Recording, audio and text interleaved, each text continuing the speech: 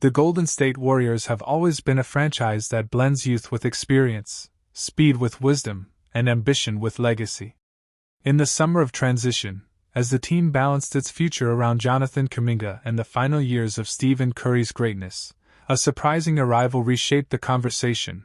Al Horford, the veteran center, chose to wear the blue and gold. At 39 years old, Horford was no longer the explosive athlete who once patrolled the paint for Atlanta. But what he carried with him was something Golden State desperately needed: experience, calmness, and the ability to anchor a locker room filled with pressure and noise. His reputation as a leader stretched across the league. He was the player who spoke little but said everything with his actions. He defended, he passed, he spaced the floor with his shooting. And most importantly, he never complained. The Warriors, coming off seasons of turbulence and inconsistent health, saw in Horford the perfect bridge. He was not arriving to score 20 points a night or to dominate the highlight reels. He was coming to give Curry and Draymond a partner who understood sacrifice, timing, and the value of winning. He was coming to teach Kuminga and the younger Warriors that greatness is not built only on talent, but on patience and discipline. The narrative of Horford's journey to Golden State began quietly. After years in Boston, where he nearly reached the mountaintop, whispers started that the Celtics were moving younger, faster, and preparing for life beyond their veterans. Horford, still productive, wanted one last chance at a championship. Golden State offered not only that chance but also a system that valued his unique skills. The decision was natural. As he walked into the Chase Center for the first time, cameras captured him smiling softly, shaking hands with Curry, hugging Thompson, and exchanging respect with Draymond Green. In that moment, it was not about age, contracts, or statistics. It was about connection. The Warriors had added a piece that could steady their storm. On the court, Horford's presence was immediately felt. He set screens with precision, freeing Curry for open threes. He stretched defenses with his shooting, forcing opponents to respect him beyond the arc defensively. He brought structure, always in the right place, always communicating, always making the game slower for his teammates. His numbers were modest, but his impact was immeasurable. Then comes deadline day. The clock ticks louder with each passing hour. Will Kuminga accept the offer? Will the Warriors budge? Will a surprise trade reshape everything? Tension fills the Chase Center offices. Outside, fans hold signs. Some read, "Pay Kuminga." Others shout, "Trust the dynasty." The debate has become bigger than basketball. It is about identity. Are the Warriors still a team of the future, or are they clinging to the past? At last, Kuminga makes his decision. He signs the qualifying offer.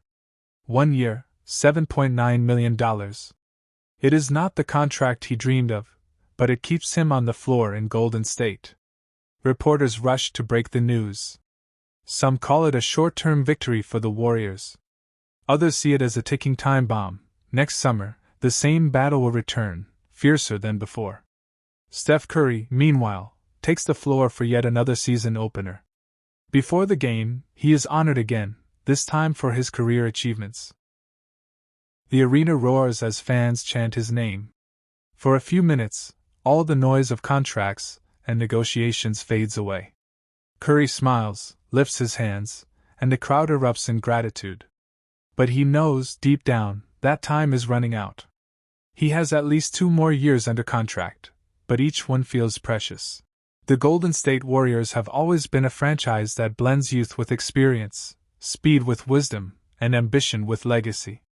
In the summer of transition, as the team balanced its future around Jonathan Kuminga and the final years of Stephen Curry's greatness, a surprising arrival reshaped the conversation. Al Horford, the veteran center, chose to wear the blue and gold.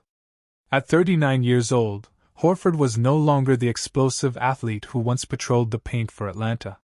But what he carried with him was something Golden State desperately needed: experience, calmness, and the ability to anchor a locker room filled with pressure and noise. His reputation as a leader stretched across the league. He was the player who spoke little but said everything with his actions. He defended, he passed, he spaced the floor with his shooting. And most importantly, he never complained. The Warriors, coming off seasons of turbulence and inconsistent health, saw in Horford the perfect bridge. He was not arriving to score 20 points a night or to dominate the highlight reels. He was coming to give Curry and Draymond a partner who understood sacrifice, timing, and the value of winning. He was coming to teach Kuminga and the younger Warriors that greatness is not built only on talent, but on patience and discipline. The narrative of Horford's journey to Golden State began quietly. After years in Boston, where he nearly reached the mountaintop, whispers started that the Celtics were moving younger, faster, and preparing for life beyond their veterans. Horford, still productive, wanted one last chance at a championship.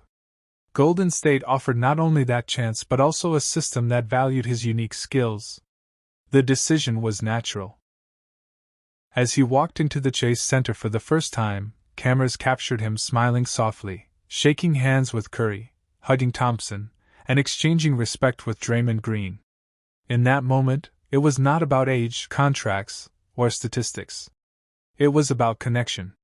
The Warriors had added a piece that could steady their storm.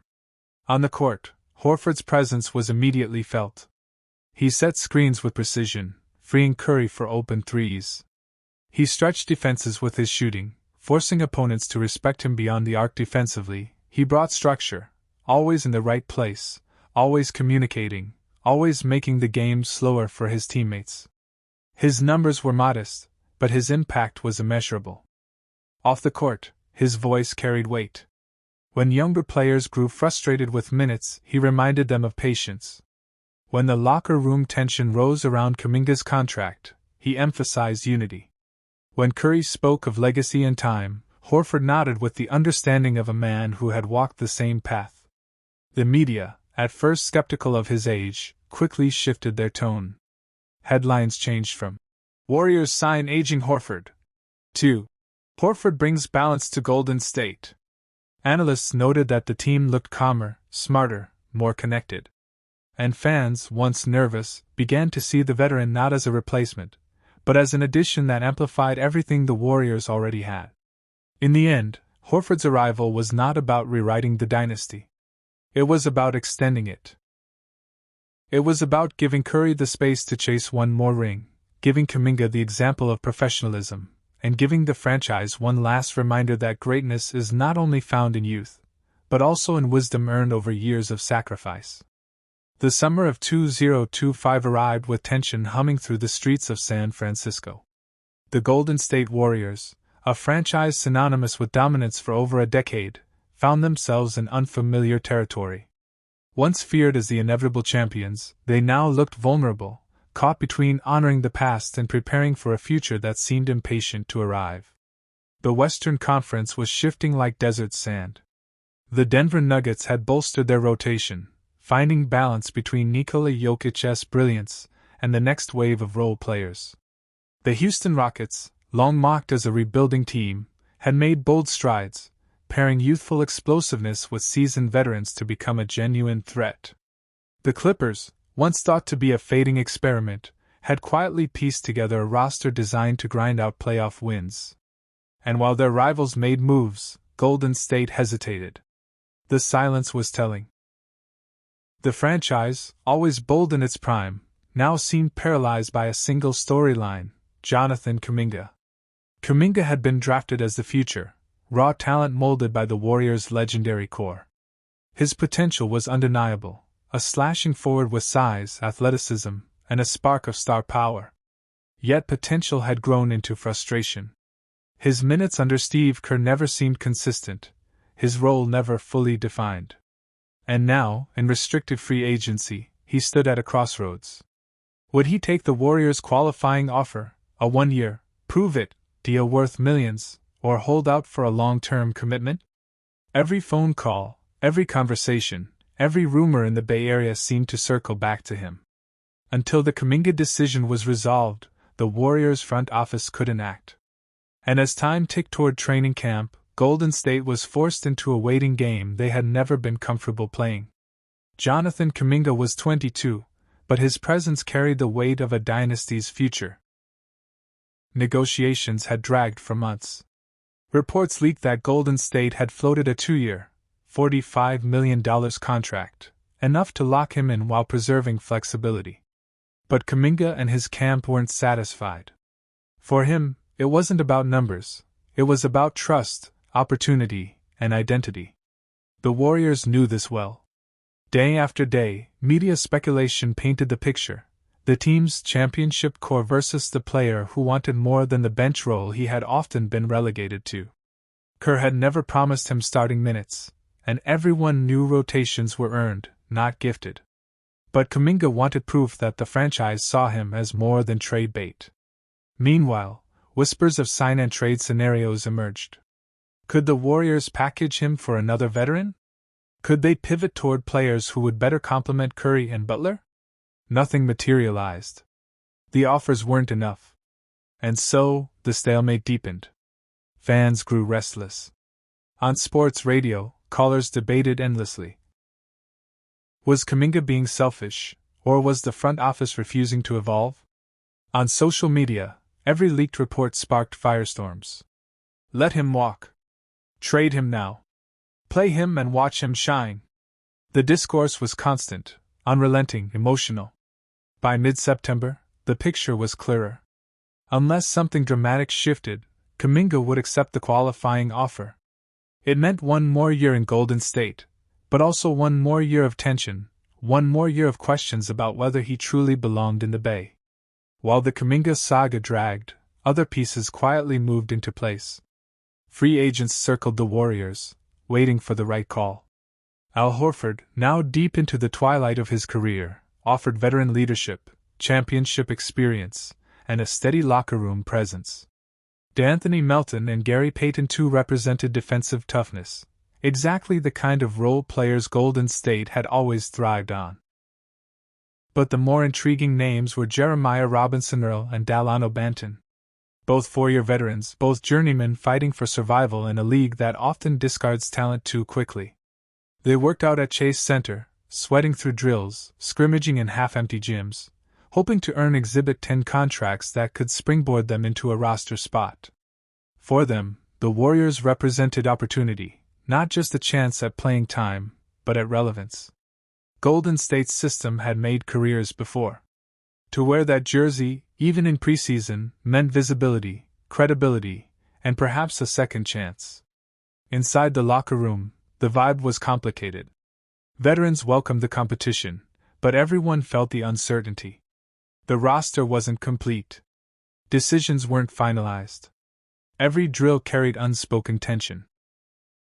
And in the background, Steve Kerr remained calm, his voice steady, reminding everyone that training camp was about foundation, about rediscovering the habits that had built a dynasty.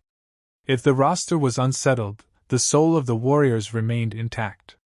Steph Curry, Draymond Green, and Jimmy Butler, three names that defined different eras of basketball, now aligned in the same jersey. Curry was the constant. At 37, he still moved with the grace of a player untouched by time.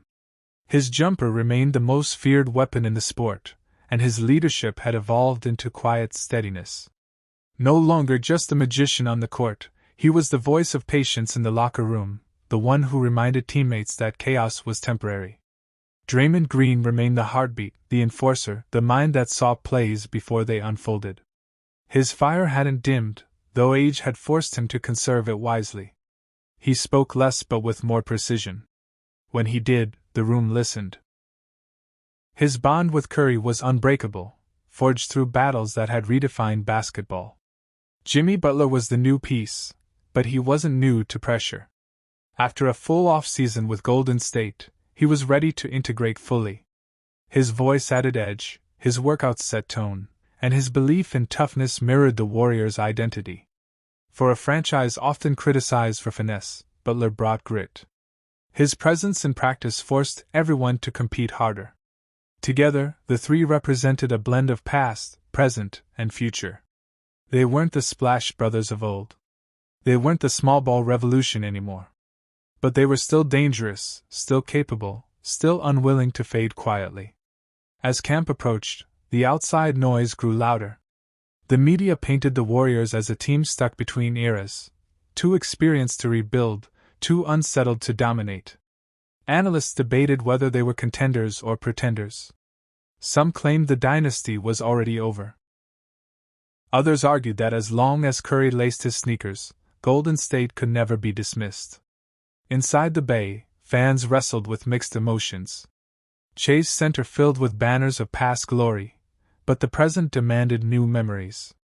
Social feeds flooded with highlight reels of Curry's past brilliance, reminders of what he had done, and whispers of what he still could do. The spotlight wasn't just on stars, though. Moses Moody, Brandon Podziemski, Buddy Hield, Quinton Post, these names mattered too. They were the connective tissue, the role players who would determine whether Golden State could withstand an 82-game grind. And through it all, Kuminga's shadow loomed. Would he embrace the role he was given? Would he force his way into a starting spot? Or would the friction between him and Kerr define yet another season of frustration? The uncertainty was storyline enough to keep the league watching. As the calendar flipped toward October, the Warriors faced the truth. This season wasn't just another campaign. It was a referendum. A referendum on their ability to adapt, on their willingness to trust youth, and on the durability of a dynasty that had already rewritten history. If Kuminga played with purpose, the Warriors might rediscover balance. If Butler meshed perfectly, Golden State could strike fear again. If Curry stayed healthy, they could still make one more run. But if the pieces didn't fit? If the tension became too heavy? Then the dynasty's final chapter might be written not in parades, but in quiet exits, in what-ifs, in memories of what once was. Still, one truth resonated through Chase Center: the Warriors were not finished yet. The league could change. Rivals could rise. Critics could talk. But until the final buzzer sounded, Golden State's legacy was theirs to defend. And as training camp doors opened, the story began. Another season, another chance, another fight to prove that greatness doesn't fade, it adapts. Ladies and gentlemen, basketball fans across the globe, welcome to one of the wildest stories in recent NBA history. Today we are diving deep into the breaking news that has sent shockwaves through the league. Giannis Antetokounmpo and Josh Giddey are reportedly heading to the Golden State Warriors in a blockbuster trade that could completely reshape the balance of power in the NBA. This is not just another off-season rumor. This is the kind of news that makes analysts, fans, and even rival players stop what they're doing and wonder, what does this mean for the future of the league? In the next 2 hours, we're going to break this story down from every possible angle: who wins, who loses, and what it all means for the Warriors, for Giannis, for Giddey, and for the NBA as a whole. Chapter 1: Giannis Antetokounmpo's Journey, approximate 15 minutes. Giannis Antetokounmpo, also known as the Greek Freak, is not just a basketball player, he is a global icon. Born in Athens, Greece, to Nigerian parents, his story is one of perseverance, resilience, and transformation. From selling goods on the streets of Athens as a young boy, to becoming a 2-time MVP, Defensive Player of the Year, and NBA champion, Giannis embodies the dream that hard work and dedication can truly pay off. But even greatness has its limits. Over the past couple of seasons, despite his dominance on the floor, the Milwaukee Bucks have struggled to stay on top. Injuries, coaching changes, and stiff competition have made Giannis question whether Milwaukee can continue to build a championship-caliber roster around him. That little seed of doubt has grown, and it may have opened the door for one of the most shocking trades in recent memory. Chapter 2: Josh Giddey's Rise, approximate 10 minutes. Now let's talk about Josh Giddey, the young Australian playmaker who has quickly become one of the most intriguing guards in the league. Drafted by the Oklahoma City Thunder, Giddey has shown flashes of brilliance, elite passing, incredible court vision, and a natural feel for the game that can't be taught. He may not yet be a superstar, but at only 21 years old, he's got the potential to become a cornerstone for any franchise. For the Warriors, a team known for ball movement, spacing, and high IQ basketball, Giddey's skill set is a perfect match. Pairing him with a veteran squad and surrounding him with championship experience could accelerate his development in ways OKC simply couldn't provide right now. Chapter 3: The Warriors' Situation, approximate 15 minutes. The Golden State Warriors have already cemented their place in NBA history. With 4 championships in the Steph Curry era, they've built a dynasty built on skill, chemistry, and a revolutionary style of basketball. But time is catching up with them. Steph is in his mid-30s, Klay Thompson has battled through injuries, and Draymond Green, while still impactful, is not the same player he was in 2015. Management has been caught between 2 timelines: continue competing for championships with their aging stars, or develop young talent like Jonathan Kuminga and Moses Moody. Trading for Giannis and Giddey is the boldest possible answer to that question. It signals that Golden State is going all in, combining present dominance with future potential. When the news first hit, social media went absolutely crazy. Warriors fans celebrated like they just won another ring, while fans of rival teams voiced frustration, anger, and disbelief. Analysts immediately began comparing this potential roster to some of the greatest teams ever assembled. Imagine it: Steph Curry, Giannis Antetokounmpo, Josh Giddey, and Draymond Green on the same floor. Add in role players like Andrew Wiggins or Kevin Looney, and suddenly the Warriors are not just contenders, they're overwhelming favorites. Some commentators, however, warned against getting too excited too fast. Trades of this magnitude take time to finalize, and there are always risks. Will the chemistry work? Can Giannis adapt to the Warriors' free-flowing style? Will Giddey thrive under the pressure of playing with legends? These are the questions everyone is asking, and we'll be unpacking them in detail. Welcome back, basketball fans. Today, we dive into a fascinating story that has been brewing quietly but now stands front and center in the Golden State Warriors' future plans. The focus? Jonathan Kuminga, the young athletic forward who has shown flashes of brilliance but still hasn't signed a new contract with the Warriors. Why the hesitation? What's holding both sides back? And more importantly, what does this mean for the team as they head into the new season? Over the next 2 hours, we're going to unpack everything.